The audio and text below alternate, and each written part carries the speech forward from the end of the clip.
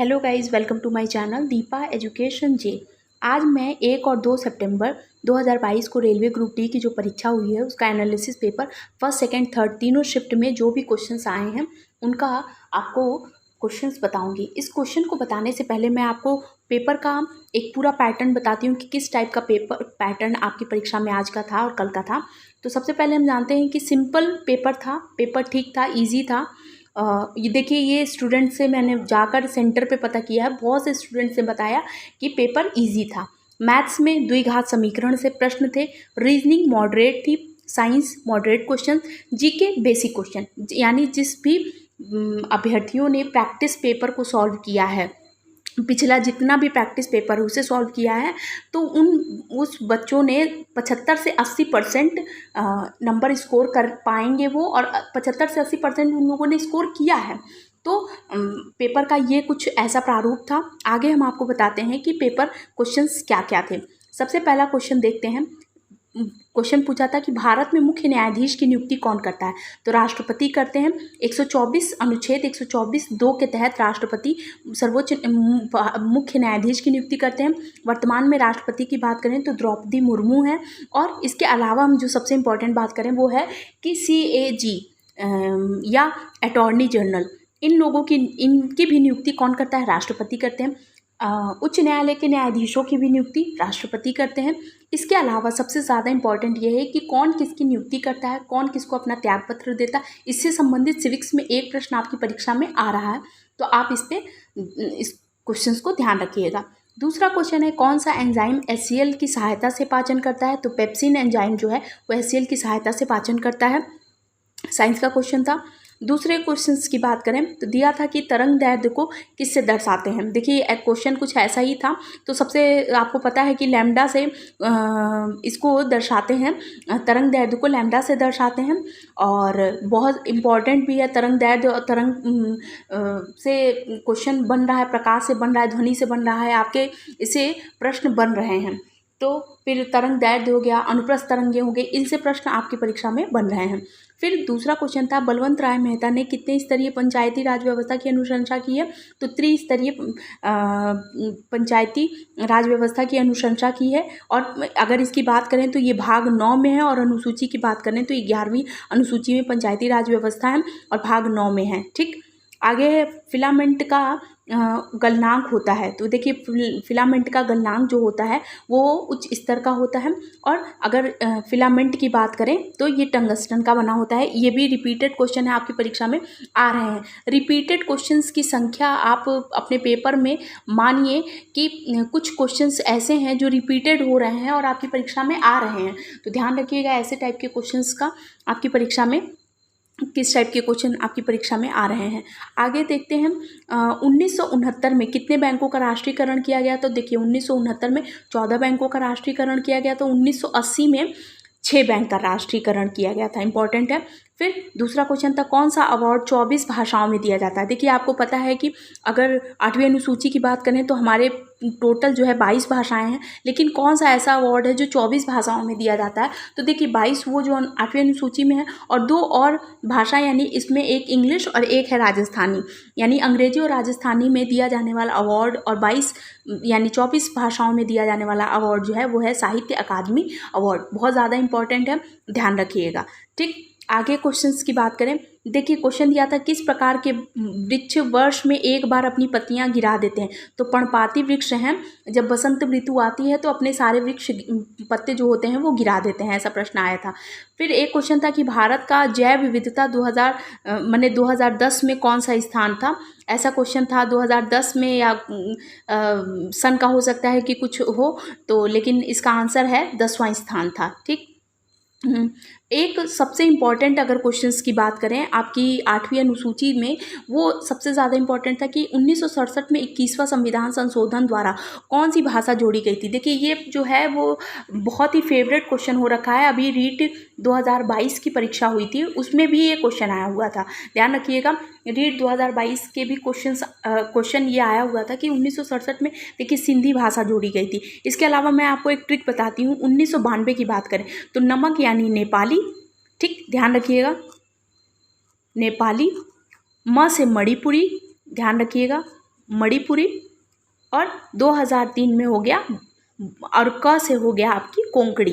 ठीक, तो नमक जोड़ी गई 1992 में। ठीक, और 2003 की बात करें तो बोडो, डोगरी, मैथिली, संताली ये भाषा 2003 में जोड़ी गई हैं। देखिए बहुत ही फेवरेट क्वेश्चन हो रखा है, आपकी परीक्षा में आ रहा है तो ये भी इम्पॉर्टेंट हो जाता है। ठीक, आगे क्वेश्चन की बात करें, एक क्वेश्चन दिया था डीजल और पेट्रोल के जलने से कौन सी गैस निकलती है, तो CO2 यानी कार्बन डाइऑक्साइड गैस निकलती है इनके जलने से। दूसरा, सामाजिक न्याय व अधिकारिता मंत्री कौन है, तो वीरेंद्र कुमार सिंह जो है वो वर्तमान में सामाजिक न्याय व अधिकारिता मंत्री हैं। फिर महिंद्रा एंड महिंद्रा का मुख्यालय कहाँ है, तो मुंबई में है। ध्यान रखिएगा, करंट अफेयर्स के सारे क्वेश्चंस हैं। और एक स्टेशन एक उत्पाद किसके द्वारा शुरू किया गया, देखिए एक स्टेशन एक उत्पाद रेल मंत्रालय द्वारा शुरू किया गया और वर्तमान में रेल मंत्री हैं अश्विनी वैष्णव। अगर इसके स्थान पर आपसे पूछा कि एक जिला और एक उत्पाद, तो वो हो जाएगा आंसर आपका यूपी। उत्तर प्रदेश ने एक जिला एक उत्पाद को स्टार्ट किया और एक स्टेशन एक उत्पाद किस मंत्रालय द्वारा शुरू किया गया, तो रेल मंत्रालय द्वारा शुरू किया गया है।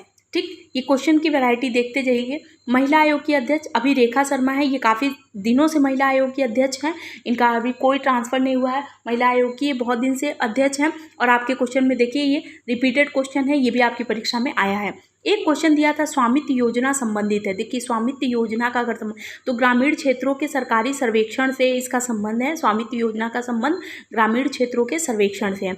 एथुरियम त्यौहार कहाँ मनाया जाता है, तो मेघालय में मनाया जाता है। अगर आपसे पूछे कि जीवित जड़ पुल भी कहाँ है, तो जीवित जड़ पुल भी कहाँ पर है, मेघालय में है। ध्यान रखिएगा, जीवित जड़ पुल की अगर बात करें तो जीवित जड़ पुल जो है वो मेघालय राज्य में पाया जाता है, वहीं एथुरियम त्यौहार मनाया जाता है।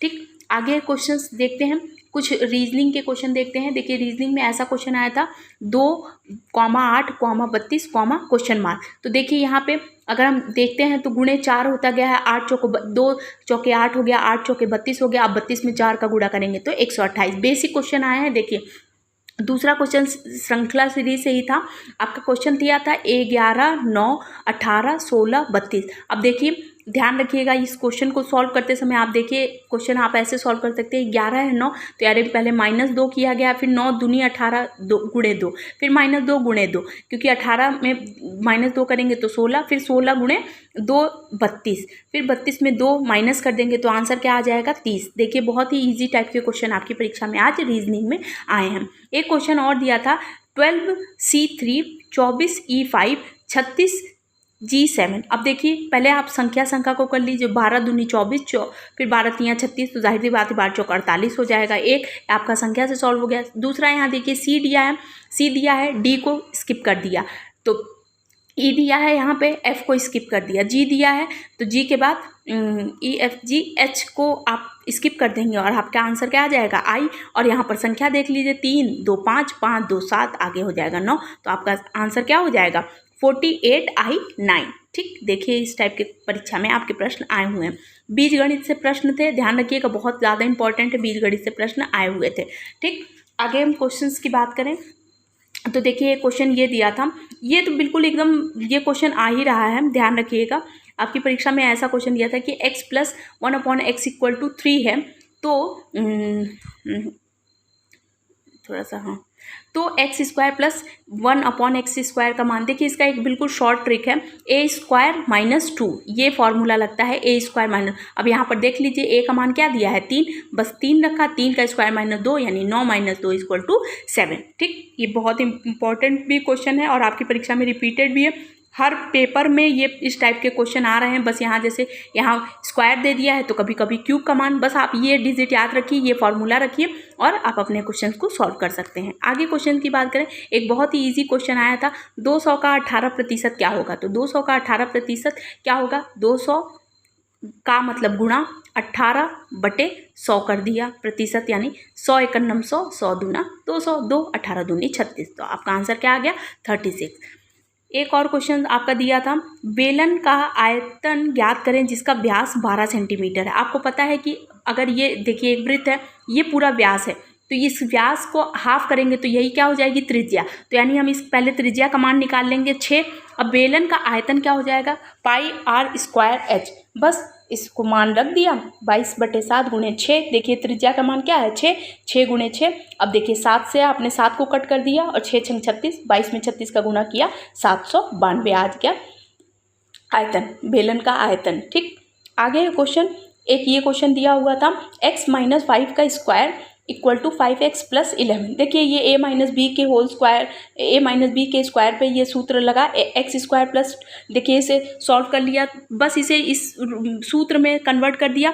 बस देखिए x² - 15x + 14 द्विघात समीकरण बन गया। अब द्विघात समीकरण जैसे सॉल्व होता है, जैसे आपको पता है कि 14 में यहाँ पर कुछ नहीं है तो यहाँ 1 मान लेते हैं, और फिर अब 14 का ऐसा खंड करेंगे, गुणनखंड करेंगे कि जोड़ने पर क्या आ जाए, यहाँ पर 15 आ जाए। तो आपको पता है कि 14 गुणे 1 कर देंगे तो 14 × 9 14 हो जाएगा, यानी गुणा करने पे 14 हो जाएगा, और अब +1 करेंगे तो 15 हो जाएगा। बस द्विघात समीकरण के आधार पर इसे सॉल्व कर लेंगे। ठीक, आगे क्वेश्चंस की बात करें, 24, 42 और 56 का एलसीएम पूछा था, आपको मैंने एलसीएम लगाना बताया है।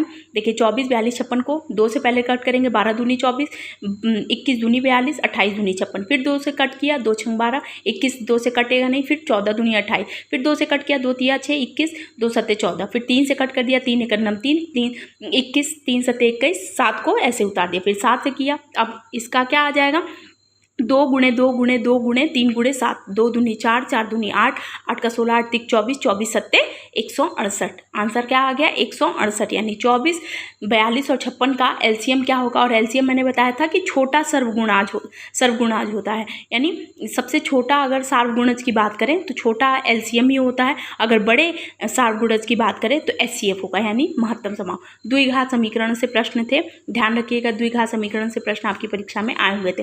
करंट अफेयर का जो सबसे इंपॉर्टेंट फैक्ट है वो मैं आपको ये बता दूं कि आज की अगर परीक्षा 2 सितंबर की अगर हम बात करें या 1 सितंबर की परीक्षा की बात करें, करंट अफेयर के क्वेश्चन 2022 के आपकी परीक्षा में आ रहे हैं। ध्यान रखिएगा 2022 में ये परीक्षा चल रही है, और 2022 के करंट अफेयर आपकी परीक्षा में 2021 के और कभी कभी 2020 के भी प्रश्न आ रहे हैं। तो करंट अफेयर पर आपकी पकड़ बहुत ही ज़्यादा स्ट्रांग होनी चाहिए।